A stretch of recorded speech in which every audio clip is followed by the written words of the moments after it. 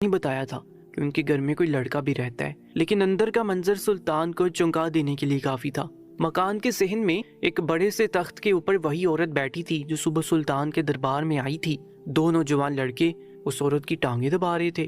عورت کے چہرے پر رونق تھی، بجائے اس کے کہ وہ محبت سے ان نوجوانوں کے چہروں کی جانب دیکھتی جو اس کی خدمت کر رہے تھے۔ ان سے بیزار نظر آ رہی تھی۔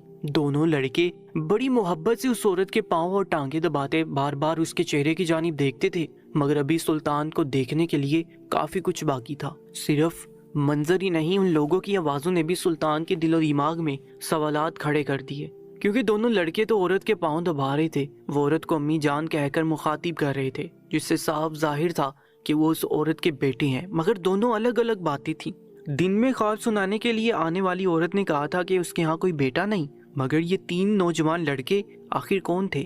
سلطان کے ساتھ اندر آنے والے نوجوان لڑکے نے بھی عورت کو مخاطب کر کے امی جان ہی کہا اور کہنے لگا، امی جان، یہ ایک بھوکے مسافر ہیں جنہیں ایک وقت کا کھانا درکار ہے، اب مجھے اجازت دیجیے کہ میں اسے کھانا کھلا کر اپنے یہاں رہائش کے لیے جگہ دوں۔ لڑکے کی آواز میں بے حد لجاجت تھی، لگ ہی نہیں رہا تھا کہ وہ ایک نوجوان کڑیل آدمی ہے اور وہ ایک بوڑھی ہوتی ہوئی ماں سے مخاطب ہے۔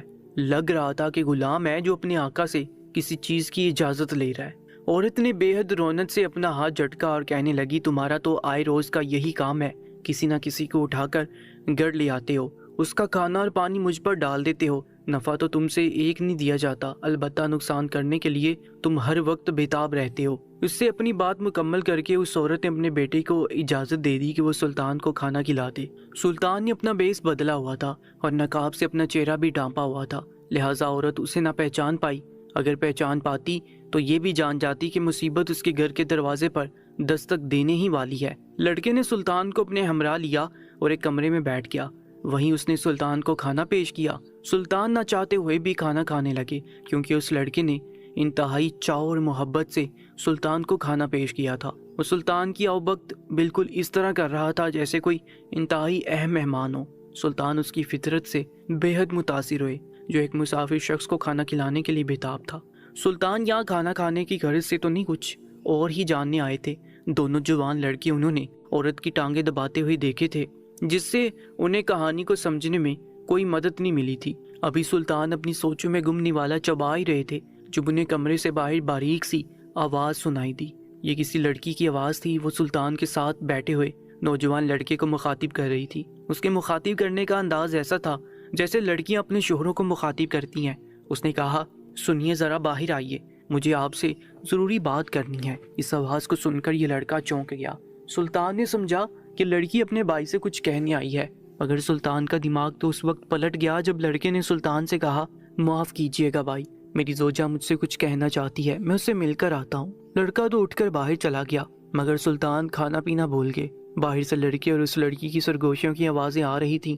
شبیہ سے سلطان نے اندازہ کر لیا کہ یہ وہی لڑکی تھی جو حاملہ تھی اور صبح اس عورت کے ساتھ دربار میں آئی تھی۔ لڑکے بھی عورت کو امی جان کہہ کر بلا رہے تھے، یہ لڑکی بھی اسے امی جان کہہ رہی تھی۔ آخر یہ بہن اور بھائی کے نکاح کا کیا معاملہ تھا؟ نوالا سلطان کے ہاتھ سے چھوٹ کر گر گیا اور وہ سن بیٹھے رہ گئے۔ اب انہیں انتظار تھا کہ لڑکا اندر آ کر انہیں اصل کہانی کا بتائے۔ ذرا ہی دیر گزری تھی کہ لڑکی چلی گئی اور نوجوان لڑکا پھر سے اندر آ گیا۔ اس نے دیر سے آنے پر معذرت چاہی، مگر سلطان کو اس کی معذرت نہیں، جواب چاہیے تھا۔ اب سلطان نے ارادہ کر لیا تھا کہ وہ اس لڑکے سے پوچھ کر رہیں گے کہ آخر یہ معاملہ کیا ہے۔ اس لیے انہوں نے پوچھا، برا مت ماننا میرے عزیز، یہ تمہارا ذاتی معاملہ ہے، مگر مجھے کھل کر بتاؤ کہ کیا یہ تمہارا سسرال ہے یا تمہارا ذاتی گھر، کیونکہ تم اور تمہاری زوجہ دونوں ہی اندر موجود عورت کو والدہ کی حیثیت سے مخاطب کر رہے ہو۔ حالانکہ لڑکیاں اپنی ساس کو امی جان کہا ہی کرتی ہیں، مگر میں پھر بھی چاہتا ہوں کہ تم میری کشمکش سے مجھے نکالو۔ سلطان کی بات سن کر لڑکے کے چہرے کا رنگ ہی اڑ گیا۔ کچھ دیر پہلے جو اس قدر محبت سے سلطان سے پیش آ رہا تھا، اب اچانک اس نے اپنا لہجہ بدلا، سلطان سے کہنے لگا، عزیز، یہ میرے گھر کا ذاتی معاملہ ہے، آپ اس میں دخل اندازی مت کریں، بہتر یہی ہے کہ آپ کھانا مکمل کریں اور یہاں سے چلے جائیں۔ یہ میری ماں کا گھر ہے اور میری بیوی بھی اپنی ماں کے گھر میں رہتی ہے، لیکن یہ ماما کیا ہے یہ میں آپ کو نہیں سمجھا سکتا، نہ ہی مجھے اس کی ضرورت ہے۔ یہ کہتے ہی یہ لڑکا اٹھ کر باہر چلا گیا۔ اب سلطان پہلے سے زیادہ بوکھلا گئے۔ آخر یہ کیا ماجرا تھا؟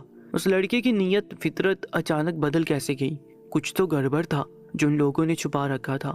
مگر بغیر پتہ لگائے تو سلطان ان پر سختی نہیں کر سکتے تھے، کیونکہ ایک تو وہ اپنے اصل روپ میں نہ تھے اور دوسرا سلطان ہونے کی حیثیت سے بھی وہ کسی کے گھر کے ذاتی مسئلے سے تب تک دخل اندازی نہیں کر سکتے تھے جب تک کہ وہ انہیں خود نہ دعوت دے۔ اور عورت نے تو سلطان کو صرف اپنے عجیب خواب کے بارے میں بتایا تھا۔ خواب کی یاد آتے ہی سلطان کو لڑکے اور لڑکی دونوں کا عورت کو ماں کہنا یاد آیا۔ کہیں ایسا تو نہیں کہ یہ بہن اور بھائی کے نکاح کا معاملہ تھا جس کے لیے عورت کو ایسے شرمناک خواب آ رہے تھے؟ لیکن اگر ایسا تھا تو سلطان نے خواب کی جو تعبیر نکالی تھی وہ جھوٹی تھی، اور خود سلطان بھی جھوٹے ثابت ہوتے تھے کہ وہ ساری عمر سچے خواب دیکھتے رہے اور انہیں خوابوں کی تعبیر کرنا آتا تھا۔ سلطان سر پکڑ کر بیٹھ گئے۔ بڑی ہی دیر سوچ و بچار کے بعد بھی انہیں کوئی راستہ نظر نہ آیا۔ آخر مایوس ہو کر سلطان اٹھ گئے۔ انہیں اس گھر سے کچھ پتہ نہیں چل سکتا تھا۔ اس گھر میں نامعلوم کون سی کہانی پنپ رہی تھی۔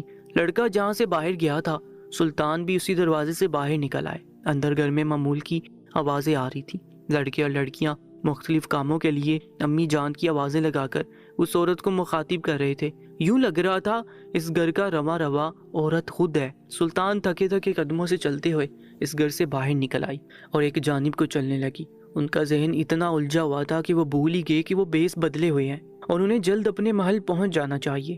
اپنے خیالوں میں ابھی وہ ذرا ہی دیر گئے تھے جو انہیں اپنے پیچھے کھٹکا سنائی دیا اور عورت کے گھر کا دروازہ کھول کر کوئی باہر نکلا تھا۔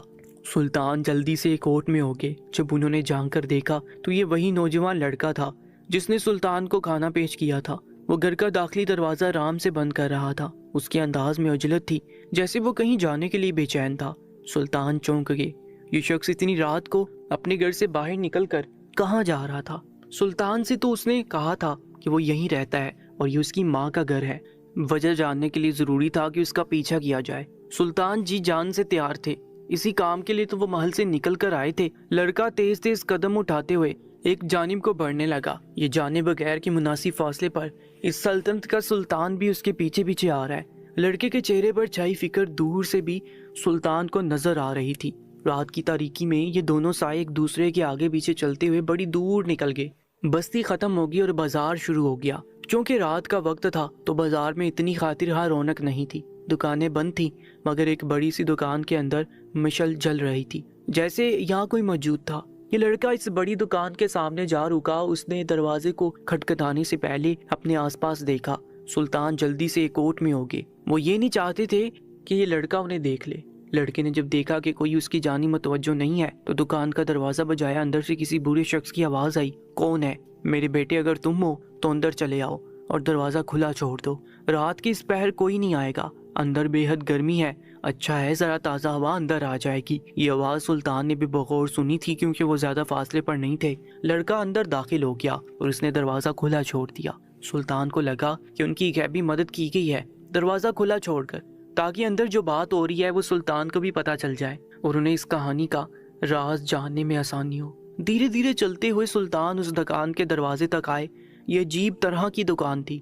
اندر سے اس میں ایک مکان کی جگہ بھی تھی۔ ایک جانب اس شخص نے اپنا کاروبار بنا رکھا تھا اور دکان کے دوسرے حصے میں ایک پتلی سی گلی کے ذریعے اپنی رہائش گاہ کو منسلک کر رکھا تھا۔ سلطان کو اب سمجھ آئی کہ وہ رات کی اس پہر یہاں کیا کر رہا تھا۔ یقیناً یہ دکان ہی اس کی رہائش گاہ تھی۔ دکان بے حد شاندار تھی، جس سے اس کے کاروبار کا اندازہ ہوتا تھا کہ وہ ایک امیر آدمی تھا۔ سلطان نے خود کو ایک جگہ چھپا لیا جہاں سے انہیں لڑکا اور دکان کا مالک صاف نظر آ رہے تھے۔ دکان کا مالک ایک بوڑھا سا آدمی تھا، مگر جس چیز نے سلطان کو چونکا دیا وہ اس کی عمر نہیں بلکہ کچھ اور تھا۔ اس شخص کے چہرے میں نوجوان لڑکے کی بے پناہ شباہت تھی۔ ایسا لگتا تھا وہ لڑکا اس بوڑھے شخص کی جوانی کا عکس ہے۔ نہ جانے یہ کیا کہانی تھی۔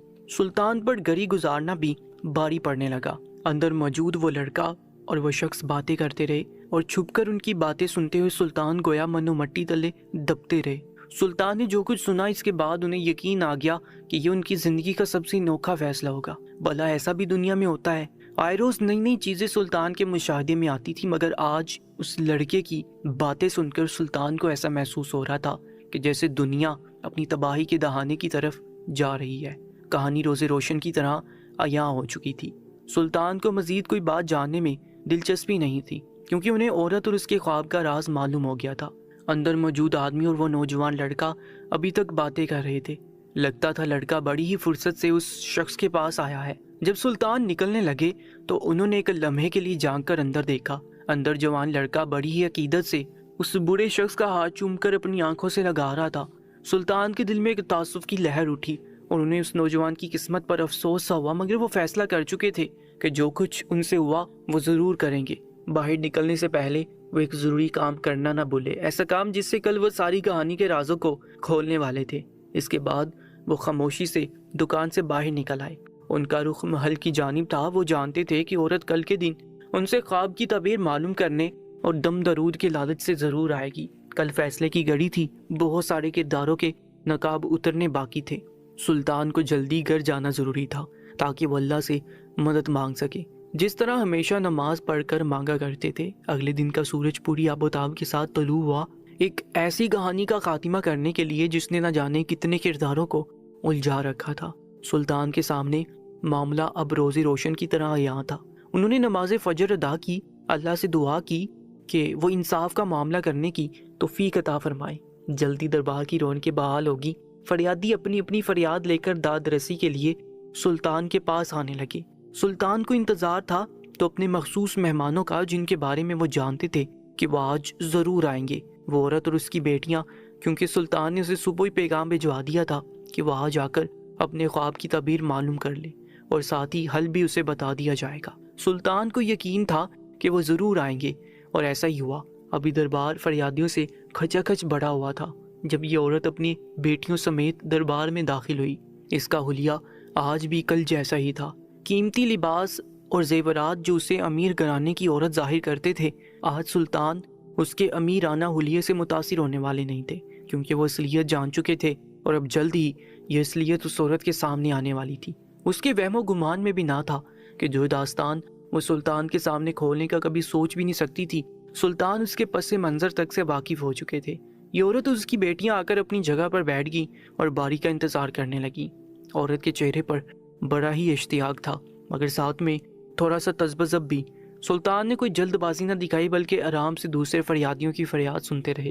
آہستہ آہستہ کر کے دربار خالی ہو گیا۔ عورت بے چین ہو رہی تھی کیونکہ اس کی باری تو آئی تھی، مگر سلطان نے خود ہی اسے نہ بلایا اور اس کی جگہ دوسری عورتوں کو بلا کر ان کا مسئلہ سن لیا تھا۔ اب جب فریاد سننے کے لیے اور کوئی نہ رہا تو سلطان نے اس عورت کو آواز دی، میری بہن آگے تشریف لائیے، اب آپ کی باری ہے۔ آپ میرے پاس گزشتہ روز خاص مسئلہ لے کر حاضر ہوئی تھی۔ آپ کا مسئلہ اس قسم کا تھا کہ میں نے اسے بڑی محفل میں بتانا مناسب نہیں سمجھا۔ بہتر یہی تھا کہ اسے تنہائی میں آپ کے سامنے پیش کیا جائے، اس لیے تشریف لائیے تاکہ میں آپ کو آگاہ کر سکوں کہ آپ کے خواب کی تعبیر کیا ہے۔ یہ عورت آگے آئی تو سلطان نے محسوس کیا کہ عورت کے ساتھ اس کی 7 نہیں بلکہ 6 بیٹیاں ہیں۔ وہ لڑکی جو حاملہ تھی اور اس نوجوان شخص کی بیوی تھی، وہ اس عورت کے ساتھ آج موجود نہیں تھی۔ سلطان کے پوچھنے پر عورت نے بتایا کہ اس کی حاملہ بیٹی کی طبیعت آج ٹھیک نہیں تھی اور وہ اسے دائی کے حوالے کر کے خود صرف خواب کی تعبیر معلوم کرنے کے لیے سلطان کے پاس آئی تھی۔ اس کے انداز میں تھوڑی سی عجلت بھی تھی۔ سلطان کو تھوڑا افسوس سا ہوا کہ انہوں نے عورت کو انتظار کروایا، مگر جو بات سلطان اسے بتانے والے تھے وہ بڑے دربار میں بتانے والی تھی ہی نہیں۔ ابھی یہ عورت اپنے سوال کا جواب جاننے کے لیے بےتاب تھی کہ اچانک دربار کے داخلی دروازے سے